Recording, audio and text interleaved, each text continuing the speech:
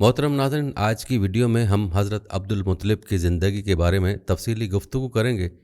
आपको बताएंगे कि नबी करीम सल्लल्लाहु अलैहि वसल्लम के दादा का कुरैश में क्या मकाम था, उनकी ज़िंदगी के अहम कारनामे क्या हैं, आपका असल नाम क्या था, आपका नाम अब्दुल मुत्तलिब कैसे पड़ा और उसके अलावा आपकी ज़िंदगी के अहम वाक़यात क्या हैं। तमाम तर तफसीलात आज की वीडियो का हिस्सा होंगे, लिहाजा वीडियो को आपने स्किप नहीं करना और आखिर तक देखना है। नाज़रीन, याद रहे कि अब्दुल मुत्तलिब जो कुरैश के सरदार थे, आप हज़रत इब्राहीम अलैहिस्सलाम की औलाद में से हैं। तो आइए आपको हज़रत इब्राहीम अलैहिस्सलाम से आगे बताते हैं कि आपका नसब इब्राहीम अलैहिस्सलाम से कैसे चला। याद रहे कि हज़रत इब्राहीम अलैहिस्सलाम के बेटे हज़रत इस्माइल अलैहिस्सलाम के 12 बेटे थे। उनकी नस्ल इस कदर हुई कि मक्का मुकरमा में ना समा सकी और पूरे हिजाज़ में फैल गई। उनके एक बेटे केदार की औलाद में अदनान हुए। अदनान के बेटे माद और पोते का नाम नज़ार था। नज़ार के 4 बेटे थे, उनमें से एक का नाम मज़र था। मज़र की नस्ल से कुरैश बिन मालिक पैदा हुए, ये फ़ाहर बिन मालिक भी कहलाए। कुरैश की औलाद बहुत हुई, उनकी औलाद मुख्तलिफ कबीलों में बट गई। उनकी औलाद से कुस्सी ने इक़्तिदार हासिल किया। कुस्सी के आगे 3 बेटे हुए, उनमें से एक अब्द मनाफ थे, जिनकी अगली नस्ल में हाशिम पैदा हुए। हाशिम ने मदीना के एक सरदार की लड़की से शादी की। उनके यहाँ एक लड़का पैदा हुआ, उसका नाम शीबा रखा गया। ये पैदा ही हुआ था कि हाशिम का इंतकाल हो गया। उनके भाई मुत्तलिब मक्का के हाकिम हुए। हाशिम का बेटा मदीना मुनव्वरा में परवरिश पाता रहा। जब मुत्तलिब को मालूम हुआ कि वो जवान हो गया तो उस भतीजे को लेने के लिए खुद मदीना गए। उसे लेकर मक्का मुकरमा पहुँचे तो लोगों ने ख्याल किया कि ये नौजवान उनका ग़ुलाम है। मुत्तलिब ने लोगों को बताया, ये हाशिम का बेटा और मेरा भतीजा है। इसके बावजूद लोगों ने उसे मुत्तलिब का ग़ुलाम ही कहना शुरू कर दिया। इस तरह शीबा को अब्दुल मुत्तलिब कहा जाने लगा। मालूम हुआ कि नबी करीम सल्लल्लाहु अलैहि वसल्लम के दादा का असल नाम शीबा था, जबकि अब्दुल मुत्तलिब उनका लक़ब पड़ गया था, जिसके मानी है मुत्तलिब का ग़ुलाम, और इसी नाम से मारूफ़ हैं। हर कोई उनको इसी नाम से जानता है, बहुत कम लोग उनके असल नाम से वाकिफ़ हैं। नाज़रीन, उन्हीं अब्दुल मुत्तलिब के यहाँ अबू तालिब, हमज़ा, अब्बास, अब्दुल्ला, अबू लहब, हारिस, ज़ुबैर, ज़रार और अब्दुर्रहमान पैदा हुए। उनके बेटे अब्दुल्ला से हमारे नबी हज़रत मोहम्मद सल्लल्लाहु अलैहि वसल्लम पैदा हुए। अब्दुल मुत्तलिब के तमाम बेटों में हज़रत अब्दुल्ला सबसे ज़्यादा खूबसूरत और सबसे ज़्यादा पाक दामन थे। हज़रत अब्दुल मुत्तलिब की ज़िंदगी के वाक़यात में एक अहम वाक़या नबी करीम सल्लल्लाहु अलैहि वसल्लम के वालिद मोहतरम हज़रत अब्दुल्ला के लिए 100 ऊँटों की कुर्बानी का वाक़या है। आइए आपको इस वाक़े की तफसील बताते हैं। कहते हैं कि अब्दुल मुत्तलिब को ये हुक्म उस वक्त दिया गया जब वो अपनी मन्नत भूल चुके थे। पहले ख्वाब में उनसे कहा गया मन्नत पूरी करो। उन्होंने एक मेंढा ज़िबा करके गरीबों को खिला दिया। फिर ख्वाब आया इससे बड़ी पेश करो। इस मरतबा उन्होंने एक बैल ज़िबा कर दिया। ख्वाब में फिर यही कहा गया इससे भी बड़ी पेश करो। अब उन्होंने ऊँट ज़िबा किया। फिर ख्वाब आया इससे भी बड़ी चीज़ पेश करो। उन्होंने पूछा इससे भी बड़ी चीज़ क्या है? तो नाज़रीन, तब कहा गया अपने बेटों में से किसी को ज़िबा करो जैसा कि तुमने मन्नत मानी थी। अब उन्हें अपनी मन्नत याद आई। अपने बेटों को जमा किया, उनसे मन्नत का जिक्र किया। सबके सर झुक गए, कौन खुद को ज़िबा करवाता। आखिर अब्दुल्ला बोले, अब्बा जान आप मुझे ज़िबा कर दें। ये सबसे छोटे थे, सबसे खूबसूरत थे, सबसे ज़्यादा मोहब्बत भी अब्दुल मुत्तलिब को उन्हीं से थी। लिहाजा उन्होंने कुरानदाजी करने का इरादा किया। तमाम बेटों के नाम लिखकर कुरा डाला। अब्दुल्ला का नाम निकला। अब उन्होंने छुरी ली, अब्दुल्ला को बाजू से पकड़ा और उन्हें ज़िबा करने के लिए नीचे लिटा दिया। जो ही बाप ने बेटे को लिटाया, अब्बास से ज़ब्त ना हो सका, फ़ौरन आगे बढ़े और भाई को खींच लिया। उस वक्त ये खुद भी छोटे से थे। उधर बाप ने अब्दुल्ला को खींचा। इस खींचातानी में अब्दुल्ला के चेहरे पर खराशें भी आईं। उन खराशों के निशानात मरते दम तक बाकी रहे। प्यारे नाज़रीन, कहते हैं कि इसी दौरान बनु मखज़ूम के लोग आ गए। उन्होंने कहा आप इस तरह बेटे को ज़िबा न करें, उसकी माँ की ज़िंदगी ख़राब हो जाएगी। अपने रब को राज़ी करने के लिए बेटे का फ़िदिया दे दें। नाज़रीन, अब सवाल ये था कि फ़िदिया क्या दिया जाए। उसकी तरकीब ये बताई गई कि कागज़ के एक टुकड़े पर 10 ऊँट लिखे जाएँ, दूसरे पर अब्दुल्ला का नाम लिखा जाए। अगर 10 ऊँट वाली पर्ची निकले तो 10 ऊँट कुर्बान कर दी जाएँ। अगर अब्दुल्ला वाली पर्ची निकले तो 10 ऊँट का इजाफा कर दिया जाए। फिर 20 ऊँट वाली पर्ची और अब्दुल्ला वाली पर्ची डाली जाए। अब अगर 20 ऊँट वाली पर्ची निकले तो 20 ऊँट कुर्बान कर दी जाएँ, वरना 10 ऊँट और बढ़ा दिए जाएँ। इसी तरह 10-10 करके ऊँट बढ़ाते जाएँ। अब्दुल मुत्तलिब ने ऐसा ही किया। 10-10 ऊँट बढ़ाते चले गए। हर बार अब्दुल्ला का नाम निकलता चला गया, यहाँ तक कि ऊँटों की तादाद 100 तक पहुँच गई और तब कहीं जाकर ऊँटों वाली पर्ची निकली। प्यारे नाजरीन, कहते हैं कि इस तरह अब्दुल्ला की जान के बदले 100 ऊँट कुर्बान किए गए। عبد المطلب کا پورا اطمینان ہو گیا کہ اللہ تعالیٰ نے عبداللہ کے بدلے 100 اونٹوں کی قربانی منظور کر لی ہے۔ انہوں نے کعبے کے پاس 100 اونٹ قربان کیے اور کسی کو کھانے سے نہ روکا۔ سب انسانوں، جانوروں اور پرندوں نے ان کو کھایا۔ ناظرین، امام ظاہری کہتے ہیں کہ عبد المطلب پہلے آدمی ہیں جنہوں نے آدمی کی جان کی قیمت 100 اونٹ دینے کا طریقہ شروع کیا۔ اس سے پہلے 10 اونٹ دیے جاتے تھے۔ اس کے بعد یہ طریقہ سارے عرب میں جاری ہو گیا، گویا قانون بن گیا کہ آدمی کا فدیہ 100 اونٹ ہے۔ نبی کریم صلی اللہ علیہ وسلم کے سامنے جب یہ ذکر آیا تو آپ نے اس فدیے کی تصدیق فرمائی، یعنی فرمایا کہ درست ہے، اور اسی بنیاد پر نبی کریم صلی اللہ علیہ وسلم فرماتے ہیں، میں 2 ذبیحوں یعنی حضرت اسماعیل علیہ السلام اور حضرت عبداللہ کی اولاد ہوں۔ ناظرین، یہ تھا تذکرہ 100 اونٹوں کی قربانی کا۔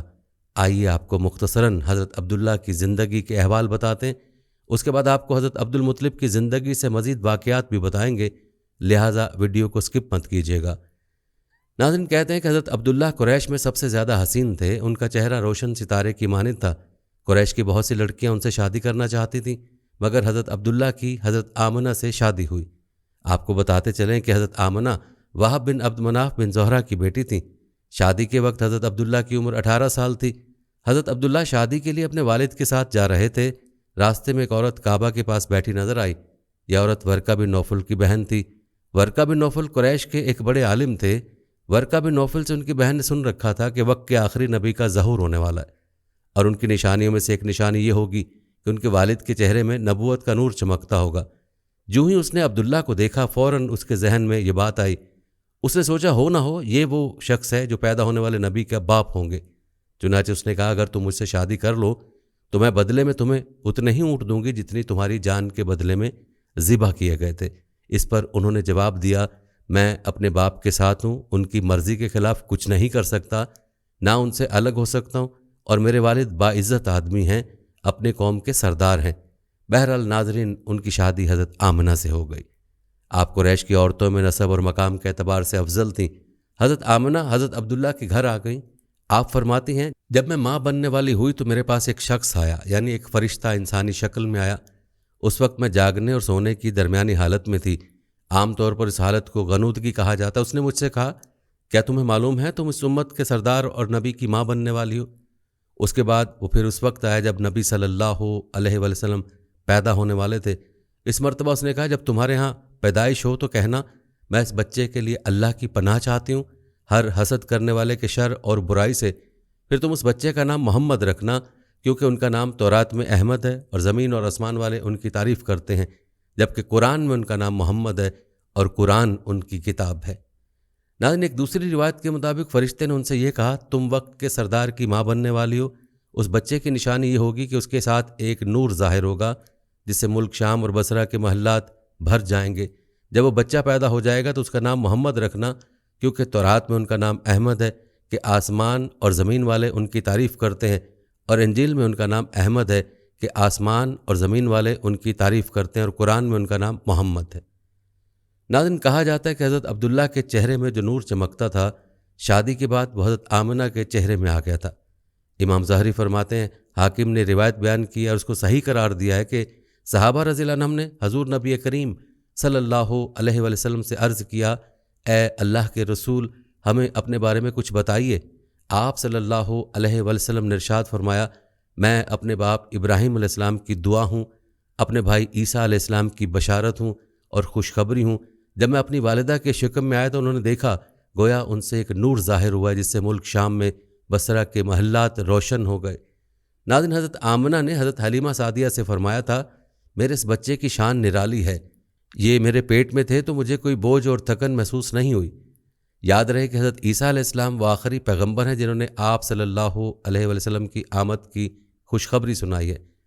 اس بشارت کا ذکر قرآن میں بھی ہے، اور اسی طرح وہ وقت بھی قابل ذکر ہے جبکہ عیسیٰ ابن مریم علیہ السلام نے فرمایا کہ اے بنی اسرائیل، میں تمہارے پاس اللہ کا بھیجا ہوا آیا ہوں کہ مجھ سے پہلے جو تورات آ چکی ہے میں اس کی تصدیق کرنے والا ہوں، اور میرے بعد جو ایک رسول آنے والے ہیں ان کا نام مبارک احمد ہوگا، میں ان کی بشارت دینے والا ہوں۔ ناظرین، چونکہ حضرت عیسیٰ علیہ السلام یہ بشارت سنا چکے تھے، اس لیے ہر دور کے لوگ آپ صلی اللہ علیہ وسلم کی آمد کا بے چینی سے انتظار کر رہے تھے۔ ادھر آپ کی پیدائش سے پہلے ہی حضرت عبداللہ انتقال کر گئے۔ سابقہ کتب میں آپ کی نبوت کی ایک علامت یہ بھی بتائی گئی کہ آپ کے والد کا انتقال آپ کی ولادت سے پہلے ہو جائے گا۔ ناظرین، روایت میں آتا ہے کہ حضرت عبداللہ ایک تجارتی قافلے کے ساتھ تجارت کے لیے گئے تھے۔ اس دوران بیمار ہو گئے اور کمزور ہو کر واپس لوٹے۔ قافلہ مدینہ منورہ سے گزرا تو حضرت عبداللہ اپنی ننیال یعنی بنو نجار کے ہاں ٹھہرے۔ ان کی والدہ بنو نجار سے تھیں۔ 1 ماہ تک بیمار رہے اور انتقال کر گئے۔ انہیں یہیں دفن کر دیا گیا۔ کہتے ہیں کہ تجارتی قافلہ جب حضرت عبداللہ کے بغیر مکہ مکرمہ پہنچا اور عبد المطلب کو پتہ چلا کہ ان کے بیٹے عبداللہ بیمار ہو گئے ہیں اور مدینہ منورہ میں اپنی ننیال میں ہیں، تو انہیں لانے کے لیے عبد المطلب نے اپنے بیٹے زبیر کو بھیجا۔ آپ نے جب مکہ سے واپس آ کر حضرت عبداللہ کی وفات کی خبر سنائی تو سارا گھر ماتم کدہ بن گیا اور بنو ہاشم کے ہر گھر میں ماتم برپا ہو گیا۔ خود حضرت آمنہ رضی اللہ تعالیٰ عنہا نے اپنے مرحوم شوہر کا ایسا پردرد مرثیہ کہا ہے کہ جس کو سن کر آج بھی دل درد سے بھر جاتا ہے، جو ویڈیو کے لمبا ہونے کے خوف سے شامل نہیں کیا جا رہا۔ ناظرین، روایت ہے کہ حضرت عبداللہ رضی اللہ تعالیٰ عنہ کی وفات پر فرشتوں نے غمگین ہو کر بڑی حسرت کے ساتھ یہ کہا کہ الہی عز و جل، تیرا نبی یتیم ہو گیا۔ اللہ عز و جل نے فرمایا، کیا ہوا؟ میں اس کا حامی و حافظ ہوں۔ ناظرین، جہاں تک بات ہے حضرت عبداللہ رضی اللہ تعالیٰ عنہ کے ترکے کی، تو آپ کے ترکے میں ایک لونڈی ایمن جس کا نام برکہ تھا، کچھ اونٹ، کچھ بکریاں تھیں۔ یہ سب ترکہ حضور سرور عالم صلی اللہ علیہ وسلم کو ملا۔ کہتے ایمن بچپن میں حضور اقدس صلی اللہ علیہ وسلم کی دیکھ بھال کرتی تھیں، کھلاتی پلاتی، کپڑا پہناتی، پرورش کی پوری ضروریات مہیا کرتی۔ اسی لیے حضور اقدس صلی اللہ علیہ وسلم تمام عمر ایمن کی دلجوئی فرماتے رہے اور اپنے محبوب و مشہور غلام حضرت زید بن حارثہ رضی اللہ تعالیٰ عنہ سے ان کا نکاح کر دیا اور ان کے شکم سے حضرت اسامہ رضی اللہ تعالیٰ عنہ پیدا ہوئے۔ ناظرین، جو شان دو جہاں کے بادشاہ سرور کونین صلی اللہ علیہ وسلم کے والد گرامی کی اور آپ کے آبا کی ہونی چاہیے، اس سے انکار نہیں کیا جا سکتا۔ یاد رہے کہ جو ہستی جتنی زیادہ شان والی ہوا کرتی ہے تو اس کے متعلقین بھی ایسی ہی شان والے ہوا کرتے ہیں۔ ناظرین، یہ تذکرہ بیچ میں نبی کریم صلی اللہ علیہ وسلم کے والد گرامی اور حضرت عبد المطلب کے لاڈلے صاحبزادے حضرت عبداللہ کا آپ نے ملاحظہ کیا۔ ناظرین، یاد رہے کہ حضرت عبد المطلب حضرت ابراہیم علیہ السلام کے دین حنیف پر تھے، موحد تھے اور بت کی عبادت نہیں کرتے تھے۔ آپ علیہ السلام نے اپنی ساری زندگی میں احد اور واحد اللہ کے بغیر کسی کی عبادت نہ کی اور بت پرستی اور گمراہی کے تاریک زمانے میں پختہ ایمان کے ساتھ اپنے دین کو محفوظ کیا۔ حضرت عبد المطلب اپنے چچا کی وفات کے بعد اپنے خاندان کے موروثی مناصب کے وارث بنے۔ عبد المطلب حسن تدبیر اور اپنی کرامات کی وجہ سے مکہ میں لوگوں کی نظر میں ہر دل عزیز قرار پائے اور قریش نے آپ کو سردار کے طور پر قبول کیا۔ تاریخی روایت بتاتی ہیں کہ حضرت عبد المطلب اس زمانے میں قریش کے سردار تھے اور ان کا کوئی مد مقابل نہیں تھا، کیونکہ اللہ نے اس جیسی بزرگواری کسی کو نہیں دی، اور ان کو زمزم کے کنویں جو مکہ میں ہے اور ذوالحرم جو طائف میں ہے سے سیراب کیا۔ ان واقعات کی تفصیل آگے آنے والی ہے۔ روایت بتاتی ہے کہ حضرت عبد المطلب بتوں کی عبادت سے دور تھے اور اللہ کو واحد جانتے تھے اور نظر کو پورا کرتے تھے۔ ناظرین، یاد رہے کہ زمزم کا چشمہ حضرت اسماعیل علیہ السلام کے زمانے میں وجود میں آیا تھا، لیکن یہ زمانے کے حوادث سے زیر زمین چلا گیا تھا، جس کو دوبارہ منظر عام پر لانے کی سعادت حضرت عبد المطلب کو حاصل ہوئی۔ یہ واقعہ کیا ہے، آئیے مکمل تفصیل آپ کو بتاتے ہیں۔ روایت میں آتا ہے کہ عبد المطلب کو خواب میں زمزم کا کنواں کھودنے کا حکم دیا گیا، یعنی حضرت اسماعیل علیہ السلام کے کنویں کو، اس کنویں کو قبیلہ جرہم کے سردار مزاز نے پاٹ دیا تھا۔ یاد رہے کہ قبیلہ جرہم کے لوگ اس زمانے میں مکہ کے سردار تھے، یعنی بیت اللہ کے نگراں تھے۔ انہوں نے بیت اللہ کی بے حرمتی شروع کر دی۔ ان کا سردار مزاز بن عمر تھا، وہ اچھا آدمی تھا۔ اس نے اپنے قبیلے کو سمجھایا کہ بیت اللہ کی بے حرمتی نہ کرو، مگر ان پر اثر نہ ہوا۔ جب مزاز نے دیکھا کہ ان پر کوئی اثر نہیں ہوتا تو قوم کو اس کے حال پر چھوڑ کر وہاں سے جانے کا فیصلہ کیا۔ اس نے تمام مال و دولت، تلواریں اور زرہیں وغیرہ خانہ کعبہ سے نکال کر زمزم کے کنویں میں ڈال دیں اور مٹی سے اس کو پاٹ دیا۔ کنواں اس سے پہلے ہی خشک ہو چکا تھا، یوں اس کا نام و نشان مٹ گیا۔ مدتوں یہ کنواں بند پڑا رہا۔ اس کے بعد بنو خزاعہ نے بنو جرہم کو وہاں سے مار بھگایا۔ بنو خزاعہ اور کسی کی سرداری کا زمانہ اسی حالت میں گزرا، کنواں بند رہا، یہاں تک کہ کسی کے بعد عبد المطلب کا زمانہ آ گیا۔ انہوں نے خواب دیکھا، خواب میں انہیں زمزم کے کنویں کی جگہ دکھائی گئی اور اسے کھودنے کا حکم دیا گیا۔ حضرت علی رضی اللہ تعالیٰ عنہ سے روایت ہے کہ عبد المطلب نے بتایا، میں حجر اسود کے مقام پر سو رہا تھا کہ میرے پاس ایک آنے والا آیا۔ اس نے مجھ سے کہا طیبہ کو کھودو۔ میں نے اس سے پوچھا طیبہ کیا ہے، مگر وہ کچھ بتائے بغیر چلا گیا۔ دوسری رات پھر خواب میں وہی شخص آیا، کہنے لگا برہ کو کھودو۔ میں نے پوچھا برہ کیا ہے؟ وہ کچھ بتائے بغیر چلا گیا۔ تیسری رات میں اپنے بستر پر سو رہا تھا کہ پھر وہ شخص خواب میں آیا، اس نے کہا مظنونہ کھودو۔ میں نے پوچھا مظنونہ کیا ہے؟ وہ بتائے بغیر چلا گیا۔ اس سے اگلی رات میں پھر بستر پر سو رہا تھا کہ وہی شخص پھر آیا اور بولا زمزم کھودو۔ میں نے اس سے پوچھا زمزم کیا ہے؟ اس بار اس نے کہا زمزم وہ ہے جس کا پانی کبھی ختم نہیں ہوتا، جو حاجیوں کے بڑے بڑے مجموعوں کو سیراب کرتا ہے۔ عبد المطلب کہتے ہیں میں نے اس سے پوچھا یہ کنواں کس جگہ ہے؟ اس نے بتایا جہاں گندگی اور خون پڑا ہے اور کوا ٹھونگے مار رہا ہے۔ دوسرے دن عبد المطلب اپنے بیٹے حارث کے ساتھ وہاں گئے۔ اس وقت ان کا یہی ایک لڑکا تھا۔ انہوں نے دیکھا وہاں گندگی اور خون پڑا تھا اور ایک کوا ٹھونگے مار رہا تھا۔ اس جگہ کے دونوں طرف بت موجود تھے اور یہ گندگی اور خون دراصل ان بتوں پر قربان کیے جانے والے جانوروں کا تھا۔ پوری نشانی مل گئی تو عبد المطلب کدال لے آئے اور کھدائی کے لیے تیار ہو گئے، لیکن اس وقت قریش وہاں پہنچے۔ انہوں نے کہا اللہ کی قسم ہم تمہیں یہاں کھدائی نہیں کرنے دیں گے، تم ہمارے ان دونوں بتوں کے درمیان کنواں کھودنا چاہتے ہو جہاں ہم ان کے لیے قربانیاں کرتے ہیں؟ عبد المطلب نے ان کی بات سن کر اپنے بیٹے حارث سے کہا تم ان لوگوں کو میرے قریب نہ آنے دو، میں کھدائی کا کام کرتا رہوں گا، اس لیے کہ مجھے جس کام کا حکم دیا گیا میں اس کو ضرور پورا کروں گا۔ قریش نے جب دیکھا کہ وہ باز آنے والے نہیں تو رک گئے۔ آخر انہوں نے کھدائی شروع کر دی۔ جلد ہی کنویں کے آثار نظر آنے لگے۔ یہ دیکھ کر انہوں نے اللہ اکبر کا نعرہ لگایا اور پکار اٹھے یہ دیکھو یہ اسماعیل علیہ السلام کی تعمیر ہے۔ جب قریش نے یہ دیکھا کہ انہوں نے کنواں تلاش کر لیا تو ان کے پاس آ گئے اور کہنے لگے عبد المطلب اللہ کی قسم یہ ہمارے باپ اسماعیل علیہ السلام کا کنواں ہے اور اس پر ہمارا بھی حق ہے، اس لیے ہم اس میں تمہارے شریک ہوں گے۔ یہ سن کر عبد المطلب نے کہا میں تمہیں اس میں شریک نہیں کر سکتا، یہ مجھ اکیلے کا کام ہے۔ اس پر قریش نے کہا تب پھر اس معاملے میں ہم تم سے جھگڑا کریں گے۔ عبد المطلب بولے کسی سے فیصلہ کروا لو۔ انہوں نے بنو سعد ابن حزیم کی کاہنہ سے فیصلہ کرانا منظور کیا۔ یہ کاہنہ ملک شام کے بالائی علاقے میں رہتی تھی۔ آخر عبد المطلب اور دوسرے قریش اس کی طرف روانہ ہوئے۔ عبد المطلب کے ساتھ عبد مناف کے لوگوں کی ایک جماعت تھی، جبکہ دیگر قبائل قریش کی بھی ایک جماعت ساتھ تھی۔ اس زمانے میں ملک حجاز اور شام کے درمیان ایک بیابان میدان تھا، وہاں کہیں پانی نہیں تھا۔ اس میدان میں ان کا پانی ختم ہو گیا، سب لوگ پیاس سے بے حال ہو گئے، یہاں تک کہ انہیں اپنی موت کا یقین ہو گیا۔ انہوں نے قریش کے دوسرے لوگوں سے پانی مانگا لیکن انہوں نے پانی دینے سے انکار کر دیا۔ اب انہوں نے ادھر ادھر پانی تلاش کرنے کا ارادہ کیا۔ عبد المطلب اٹھ کر اپنی سواری کے پاس آئے۔ جو ہی ان کی سواری اٹھی اس کے پاؤں کے نیچے سے پانی کا چشمہ اول پڑا۔ انہوں نے پانی کو دیکھ کر اللہ اکبر کا نعرہ لگایا۔ پھر عبد المطلب سواری سے اتر آئے، سب نے خوب سیر ہو کر پانی پیا اور اپنے مشکیزے بھر لیے۔ اب انہوں نے قریش کی دوسری جماعت سے کہا آؤ تم بھی سیر ہو کر پانی پی لو۔ اب وہ بھی آ گئے اور خوب پانی پیا۔ پانی پینے کے بعد وہ بولے اللہ کی قسم اے عبد المطلب یہ تو تمہارے حق میں فیصلہ ہو گیا، اب ہم زمزم کے بارے میں تم سے کبھی جھگڑا نہیں کریں گے۔ جس ذات نے تمہیں اس بیابان میں سیراب کر دیا وہی ذات تمہیں زمزم سے بھی سیراب کرے گی، اس لیے یہیں سے واپس چلو۔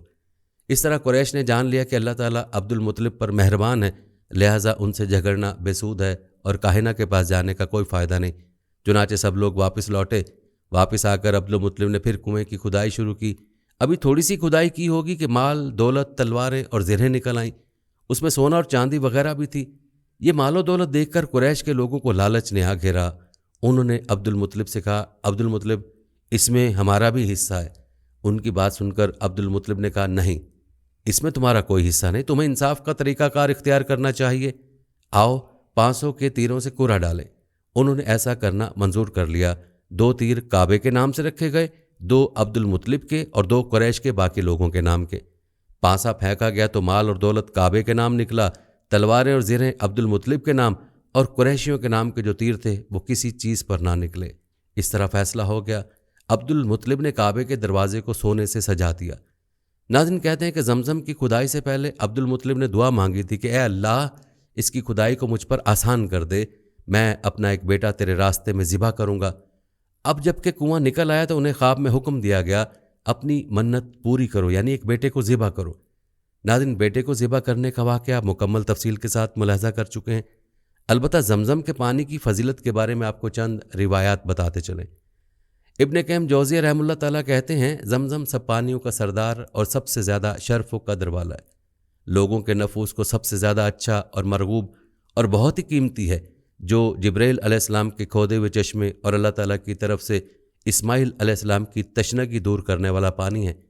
صحیح مسلم میں نبی صلی اللہ علیہ وسلم سے ثابت ہے کہ نبی صلی اللہ علیہ وسلم نے ابو ذر رضی اللہ تعالیٰ عنہ کو جب وہ کعبے کے پردوں پیچھے 40 دن رات تک مقیم رہے اور ان کا کھانا صرف زمزم تھا، جیسا کہ روایت ہے کہ نبی صلی اللہ علیہ وسلم نے ابو ذر رضی اللہ تعالیٰ عنہ سے پوچھا تم کب سے یہاں مقیم ہو؟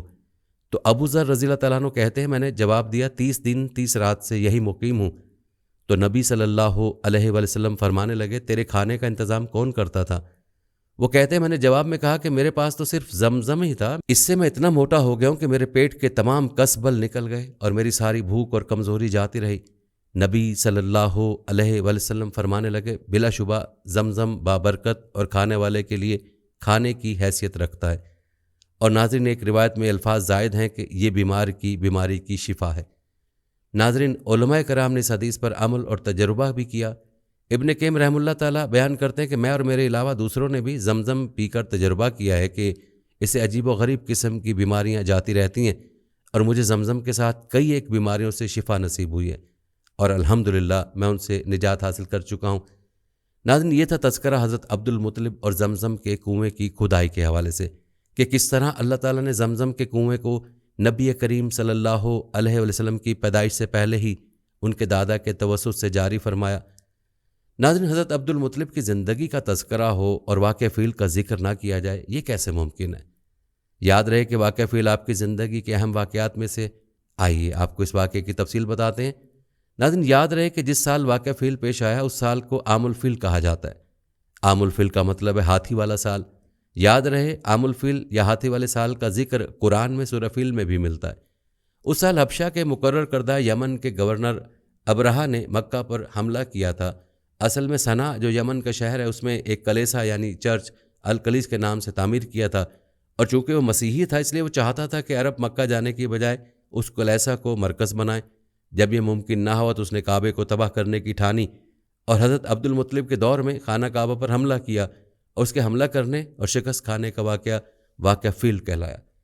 ناظرین یہ واقعہ کچھ اس طرح ہے کہ ابرہہ جو یمن کا عیسائی حاکم تھا، حج کے دنوں میں اس نے دیکھا کہ لوگ بیت اللہ کا حج کرنے جاتے ہیں، تو اس نے اپنے لوگوں سے پوچھا یہ لوگ کہاں جاتے ہیں؟ اسے جواب ملا بیت اللہ کا حج کرنے کے لیے مکہ جاتے ہیں۔ اس نے پوچھا بیت اللہ کس چیز کا بنا ہوا ہے؟ اسے بتایا گیا پتھروں کا ہے۔ اس نے پوچھا اس کا لباس کیا ہے؟ بتایا گیا ہمارے ہاں سے جو دھاری دار کپڑا جاتا ہے اس سے اس کی پوشاک تیار ہوتی ہے۔ ابرہہ عیسائی تھا، وہ ساری بات سن کر اس نے کہا مسیح کی قسم میں تم لوگوں کے لیے اس سے اچھا گھر تعمیر کروں گا۔ اس طرح اس نے سرخ، سفید، زرد اور سیاہ پتھروں سے ایک گھر بنوایا، سونے اور چاندی سے اس کو سجایا، اس میں کئی دروازے رکھوائے، اس میں سونے کے پترے جڑوائے، اس کے درمیان میں جواہر لگوائے، اس مکان میں ایک بڑا سا یاقوت لگوایا، پردے لگوائے، وہاں خوشبوئیں سلگانے کا انتظام کیا۔ اس کی دیواروں پر اس قدر مشک ملا جاتا تھا کہ وہ سیاہ رنگ کی ہو گئیں، یہاں تک کہ جواہر بھی نظر نہیں آتے تھے۔ پھر لوگوں سے کہا کہ اب تمہیں بیت اللہ کا حج کرنے کے لیے مکہ جانے کی ضرورت نہیں رہی، میں نے یہیں تمہارے لیے بیت اللہ بنوا دیا، لہٰذا اب تم اس کا طواف کرو۔ نعوذ باللہ۔ اس طرح کچھ قبائل کئی سال تک اس کا حج کرتے رہے، اس میں اعتکاف کرتے رہے، حج والے مناسک بھی یہیں ادا کرتے رہے۔ عرب کے ایک شخص نفیل خشمی سے یہ بات برداشت نہ ہو سکی، وہ اس مصنوعی خانہ کعبہ کے خلاف دل ہی دل میں کوڑتا رہا۔ آخر اس نے دل میں ٹھان لی کہ وہ ابرہہ کے اس عمارت کو گندہ کر کے چھوڑے گا۔ پھر ایک رات اس نے چوری چھپے بہت سی گندگی اس میں ڈال دی۔ ابرہہ کو معلوم ہوا تو سخت غضبناک ہوا، کہنے لگا یہ کارروائی کسی عرب نے اپنے کعبے کے لیے کی ہے، میں اسے ڈھا دوں گا، اس کا ایک ایک پتھر توڑ دوں گا۔ اس نے شام و حبشہ کو یہ تفصیلات لکھ دیں، اس سے درخواست کی کہ وہ اپنا ہاتھی بھیج دے۔ اس ہاتھی کا نام محمود تھا، یہ اس قدر بڑا تھا کہ اتنا بڑا ہاتھی روئے زمین پر دیکھنے میں نہیں آیا تھا۔ جب ہاتھی اس کے پاس پہنچ گیا تو اپنی فوج لے کر نکلا اور مکہ کا رخ کیا۔ یہ لشکر جب مکہ کے قرب و جوار میں پہنچا تو ابرہہ نے فوج کو حکم دیا کہ ان لوگوں کو جانور لوٹ لیے جائیں۔ اس کے حکم پر فوجیوں نے جانور پکڑ لیے، ان میں عبد المطلب کے اونٹ بھی تھے۔ نفیل بھی اس لشکر میں ابرہہ کے ساتھ موجود تھا اور یہ عبد المطلب کا دوست تھا۔ عبد المطلب اس سے ملے، اونٹوں کے سلسلے میں بات کی۔ نفیل نے ابرہہ سے کہا قریش کا سردار عبد المطلب ملنا چاہتا ہے، یہ شخص تمام عرب کا سردار ہے، شرف اور بزرگی اسے حاصل ہے، لوگوں میں اس کا بہت بڑا اثر ہے، لوگوں کو اچھے اچھے گھوڑے دیتا ہے، انہیں عطیات دیتا ہے، کھانا کھلاتا ہے۔ یہ گویا عبد المطلب کا تعارف تھا۔ ابرہہ نے انہیں ملاقات کے لیے بلایا۔ ابرہہ نے ان سے پوچھا بتائیے آپ کیا چاہتے ہیں؟ انہوں نے جواب دیا میں چاہتا ہوں میرے اونٹ مجھے واپس مل جائیں۔ ان کی بات سن کر ابرہہ بہت حیران ہوا، اس نے کہا مجھے تو بتایا گیا تھا کہ آپ عرب کے سردار ہیں، بہت عزت اور بزرگی کے مالک ہیں، لیکن لگتا ہے مجھ سے غلط بیانی کی گئی ہے، کیونکہ میرا خیال تھا کہ آپ مجھ سے بیت اللہ کے بارے میں بات کریں گے، جس کو میں گرانے آیا ہوں اور جس کے ساتھ آپ سب کی عزت وابستہ ہے، لیکن آپ نے تو سرے سے اس کی بات ہی نہیں کی اور اپنے اونٹوں کا رونا لے کر بیٹھ گئے۔ یہ کیا بات ہوئی؟ اس کی بات سن کر عبد المطلب بولے، آپ میرے اونٹ مجھے واپس دے دیں، بیت اللہ کے ساتھ جو چاہیں کریں، اس لیے کہ اس کے گھر کا ایک پروردگار ہے، وہ خود ہی اس کی حفاظت کرے گا، مجھے اس کے لیے فکر مند ہونے کی ضرورت نہیں۔ ان کی بات سن کر ابرہہ نے حکم دیا، ان کے اونٹ ان کو واپس دے دیے جائیں۔ جب ان کے اونٹ واپس مل گئے تو انہوں نے ان کے سوموں پر چمڑے چڑھا دیے، ان پر نشان لگا دیے، انہیں قربانی کے لیے وقف کر کے حرم میں چھوڑ دیا تاکہ پھر کوئی انہیں پکڑ لے تو حرم کا پروردگار اس پر غضبناک ہو۔ پھر عبد المطلب ہرا پہاڑ پر چڑھ گئے، ان کے ساتھ ان کے کچھ دوست تھے۔ انہوں نے اللہ سے درخواست کی، اے اللہ، انسان اپنے سامان کی حفاظت کرتا ہے، تو اپنے سامان کی حفاظت کر۔ ادھر سے ابرہہ اپنا لشکر لے کر آگے بڑھا، وہ خود ہاتھی پر سوار لشکر کے درمیان موجود تھا۔ ایسے میں اس کے ہاتھی نے آگے بڑھنے سے انکار کر دیا، وہ زمین پر بیٹھ گیا۔ ہاتھی بانوں نے اسے اٹھانے کی کوشش کی لیکن وہ نہ اٹھا۔ انہوں نے اس کے سر پر ضربیں لگائیں، آنکس چبھوئے، مگر وہ کھڑا نہ ہوا۔ کچھ سوچ کر انہوں نے اس کا رخ یمن کی طرف کیا تو فوراً اس طرف چلنے لگا۔ اس کا رخ پھر مکہ کی طرف کیا گیا تو پھر رک گیا۔ ہاتھی بانوں نے یہ تجربہ بار بار کیا۔ آخر ابرہہ نے حکم دیا، ہاتھی کو شراب پلائی جائے تاکہ نشے میں سے کچھ ہوش نہ رہ جائے اور ہم اسے مکہ کی طرف آگے بڑھا سکیں۔ چنانچہ اسے شراب پلائے گی لیکن اس پر اس کا بھی اثر نہ ہوا۔ ناظرین، کہتے ہیں کہ ابرہہ کے ہاتھی کو اٹھانے کی مسلسل کوشش جاری تھی کہ اچانک سمندر کی طرف سے ان کی طرف اللہ تعالیٰ نے ابابیلوں کو بھیج دیا۔ وہ ٹڈیوں کے جھنڈ کی طرح آئیں۔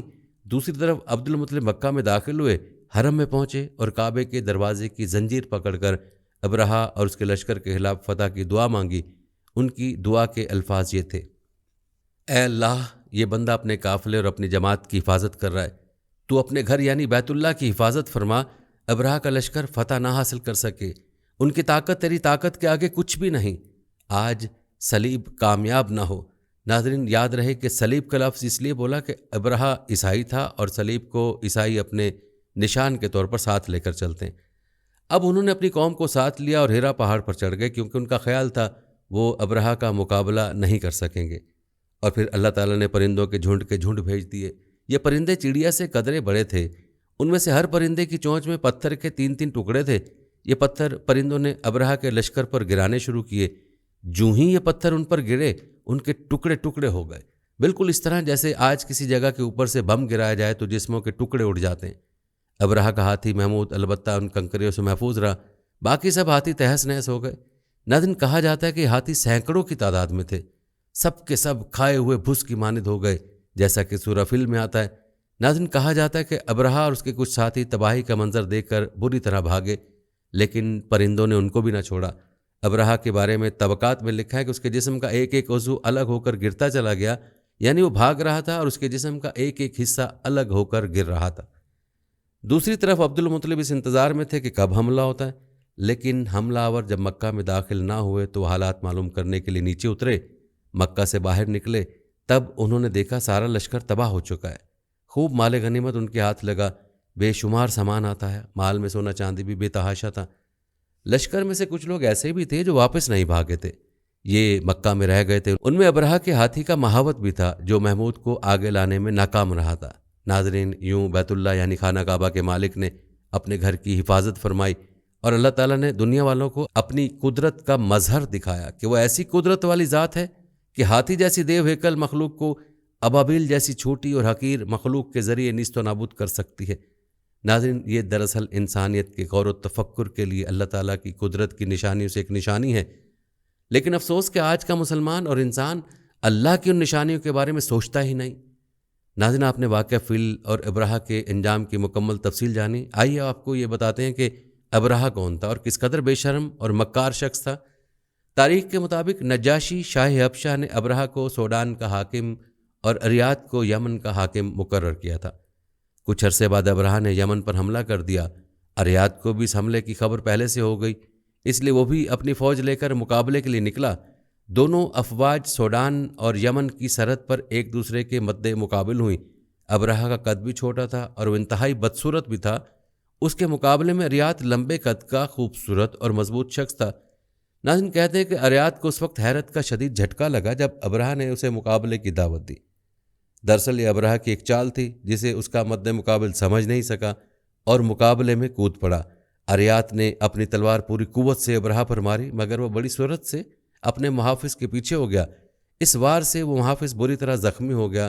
پھر اریات کے سنبھلنے سے پہلے ہی ابرہہ کے ایک دوسرے محافظ نے اچانک حملہ کر کے اریات کو موت کے گھاٹ اتار دیا۔ اسی وجہ سے ابرہہ کا نام ابرہ اشرم یعنی بے شرم پڑ گیا تھا۔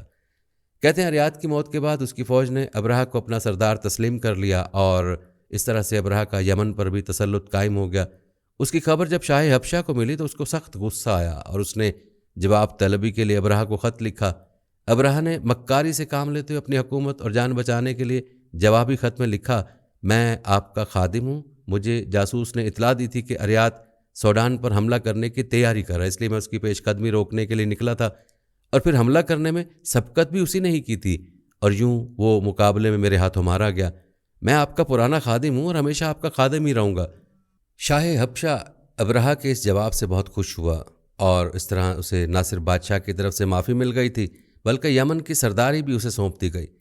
اور ناظرین، یمن کا حاکم بننے کے بعد ہی یہ واقعہ پیش آیا جو آپ نے سماعت فرمایا، اور یہی واقعہ فعل کہلایا۔ اور آپ کو یہ بھی بتاتے چلیں کہ واقعہ نبی اکرم صلی اللہ علیہ وسلم کی ولادت باسعادت سے 50 یا 55 روز پہلے محرم کے مہینے میں پیش آیا تھا۔ ناظرین، ہم تذکرہ کریں نبی کریم صلی اللہ علیہ وسلم کے دادا حضرت عبد المطلب کی زندگی کے حالات و واقعات کا۔ آپ نے حضرت عبد المطلب کی زندگی کے چند اہم واقعات ملاحظہ کیے۔ آئیے اب تذکرہ کرتے ہیں رسول اللہ صلی اللہ علیہ وسلم کی ولادت اور حضرت عبد المطلب کا۔ ناظرین، تاریخی کتب میں آتا ہے کہ واقعہ فیل کے 50-55 دن بعد عبد المطلب کعبے کا طواف کر رہے تھے کہ انہیں پوتے کی ولادت کی خوشخبری ملی۔ 75 سالہ دادا بہت خوش ہوئے۔ نبی کریم صلی اللہ علیہ وسلم ان کے پیارے فرزند جناب عبداللہ کی یادگار تھے، جن کی زندگی 100 اونٹوں کی قربانی دے کر بچائی گئی تھی، لیکن پھر اچانک وہ فوت ہو گئے۔ ان کی وفات سے بوڑھے باپ کو جو صدمہ پہنچا تھا، پوتے کی ولادت سے ایک حد تک وہ کم ہو گیا۔ عبداللہ کی والدہ یعنی نبی صلی اللہ علیہ وسلم کی دادی کا نام فاطمہ بنت عمر تھا۔ عبداللہ کے 2 سگے بھائی زبیر اور ابو طالب تھے۔ بی بی آمنہ سے نکاح کے بعد عبداللہ نے رواج کے مطابق 3 دن تک سسرال میں قیام کیا، جس کے بعد تجارت کی غرض سے شام چلے گئے۔ واپسی پر یثرب یعنی مدینہ منورہ میں ٹھہرے تاکہ اپنے والد کے حکم کے مطابق کھجوروں کا سودا کریں۔ مدینہ منورہ میں قیام کے دوران وہ بیمار ہو گئے۔ آپ کی بیماری کی خبر مکہ پہنچی تو عبد المطلب نے فوراً اپنے بڑے بیٹے حارث کو عبداللہ کی خبر گیری کے لیے مدینہ روانہ کیا۔ حارث پہنچے تو معلوم ہوا کہ 1 ماہ بیمار رہنے کے بعد عبداللہ انتقال کر گئے ہیں۔ انتقال کے وقت انہوں نے 5 اونٹ، چند بکریاں اور 1 باندی چھوڑی، جس کی کنیت ایمن اور نام برکت تھا۔ یوں حضرت عبداللہ کا انتقال اپنے پیغمبر بیٹے کی ولادت سے چند ماہ پہلے ہی ہو گیا تھا۔ گویا آپ صلی اللہ علیہ وسلم شکم مادر ہی میں یتیم ہو گئے تھے۔ آپ صلی اللہ علیہ وسلم کی والدہ سیدہ آمنہ طہارت، نفس، شرافت، عزت، عفت، عصمت اور پاک بازی میں بے مثال تھیں۔ اپنی قوم میں سیدۃ النساء کے لقب سے مشہور تھیں۔ ددیال اور ننیال دونوں کے اعتبار سے آپ عرب کے بہترین قبیلے اور بہترین قوم میں سے تھیں۔ ولادت باسعادت کے بعد 3-4 دن تک آپ کی والدہ نے آپ کو دودھ پلایا، پھر آپ کے چچا ابو لہب کی آزاد کردہ کنیز صویبہ نے، پھر حلیمہ سعدیہ، اور پھر حلیمہ سعدیہ نے آپ صلی اللہ علیہ وسلم کو دودھ پلایا۔ ناظرین، ہر فیصلے میں اللہ تعالیٰ کی اپنی حکمتیں ہوتی ہیں۔ بندے کا علم بہت محدود ہے۔ وہ قادر مطلق، جو چاہتا ہے وہی ہوتا ہے، اور وہ جو نہ چاہے وہ کبھی نہیں ہو سکتا۔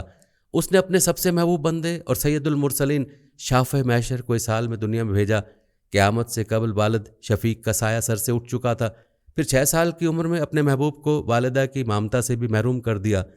وہ ان سے بہت بڑا کام لینا چاہتے تھے، اس لیے ان کو آزمائشوں میں ڈال کر کندن بنایا۔ دادا کی شفقت بہت بڑا سہارا تھی۔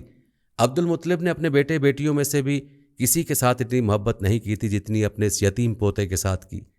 وہ ان کی خوراک، لباس اور راحت و نیند کا اتنا خیال رکھتے تھے کہ سب لوگ یہ دیکھ کر حیرت میں ڈوب جاتے۔ روایت بتاتی ہیں کہ عبد المطلب کا زندگی بھر کا معمول تھا کہ سونے کے وقت میں کوئی ان کی خوابگاہ کے اندر نہیں آ سکتا تھا، نہ ہی کوئی ان کے بستر پر بیٹھنے کی جرت رکھتا تھا۔ اب ننھا محمد صلی اللہ علیہ وسلم نہ صرف ان کی خوابگاہ کے اندر جا سکتے تھے، بلکہ اپنے پوتے کے بغیر وہ خوابگاہ سردار قریش کو گوارا ہی نہ تھی۔ وہ اپنے سارے معمولات کو ترک کر کے حضور صلی اللہ علیہ وسلم کو اپنے ساتھ سلاتے اور ان کی ہر خواہش پوری کرتے۔ حضور صلی اللہ علیہ وسلم کے بچپن میں بعض حیران کن واقعات پیش آئے، انہی میں سے ایک واقعہ سیرت نگاروں نے لکھا۔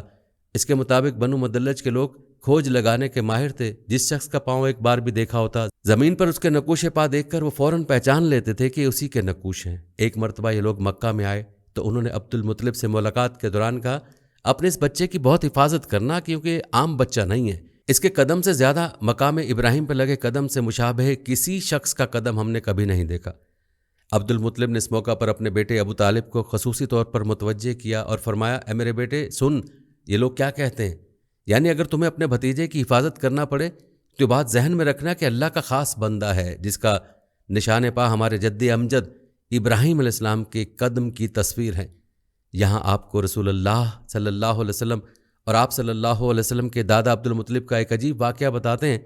یہ واقعہ علامہ ابن جوزی رحم اللہ نے یوں نقل کیا ہے کہ رسول اللہ جب 7 سال کے ہوئے تو آپ کو بہت سخت قسم کا آشوب چشم یعنی آنکھیں دھکنے والا مرض ہوا۔ مکہ میں آپ صلی اللہ علیہ وسلم کا علاج کیا گیا مگر کوئی فائدہ نہ ہوا۔ عبد المطلب سے کسی نے کہا کہ اوکاز کے علاقے میں ایک راہب ہے جو آنکھوں کی تکلیف کا علاج کرتا ہے۔ عبد المطلب حضرت صلی اللہ علیہ وسلم کو لے کر وہاں گئے۔ اس کی عبادت گاہ کا دروازہ بند تھا، اس لیے عبد المطلب نے اس راہب کو آواز دی مگر راہب نے کوئی جواب نہیں دیا۔ اچانک عبادت گاہ میں شدید زلزلہ آیا اور راہب کو ڈر ہوا کہ کہیں عمارت اس پر ہی نہ آ گرے، اس لیے ایک دم باہر نکل آیا اور اس نے عبد المطلب سے کہا، جنہیں غالباً وہ پہچانتا تھا، اے عبد المطلب، یہ لڑکا اس امت کا نبی ہے، اگر میں باہر نہ نکل آتا تو یہ عبادت کا یقیناً میرے اوپر گر پڑتی۔ اس لڑکے کو لے کر فوراً لوٹ جاؤ اور اس کی حفاظت کرو کہ کہیں اہل کتاب یہودیوں اور عیسائیوں میں سے کوئی اسے قتل نہ کر دے۔